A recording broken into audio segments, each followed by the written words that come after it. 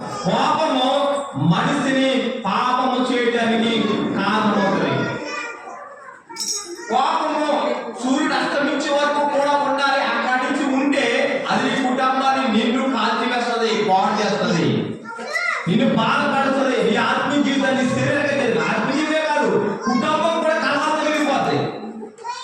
కుటుంబం సమాధానం ఉండదు, కుటుంబంలో శాంతి ఉండదు, కుటుంబంలో నెమ్మది ఉండదు. కోపము ఎంత భయంకరంగా చేస్తుంది. ఒకరు ఎందుకు వస్తుంది కోపం అని అంటారు. కోపం ఎందుకు వస్తుంది చెప్పనా? మొదటిది కోపం ఎందుకు వచ్చిందో ఒక వ్యక్తి ఉన్నాడు. ఏంటి చెప్పనా? దేవుడి దగ్గరికి వచ్చారు.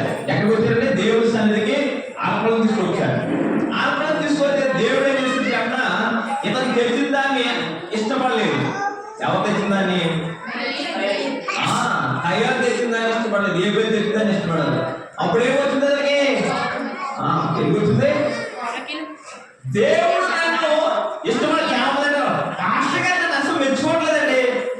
వాక్యం చెప్పాడు, నా కోసం చెప్పాడు, అందుకే కోపం దేవుడు మాత్రం అనేది వద్దేంటి. కోపం వచ్చి మానేసేస్తే, కోపం వచ్చి పాస్టర్ గారు నీ కోసం చెప్పారు నువ్వు అనుకుంటే అది పాస్టర్ గారికి ఏమైనా ఉపయోగం? ఆ మాట నువ్వు మారితే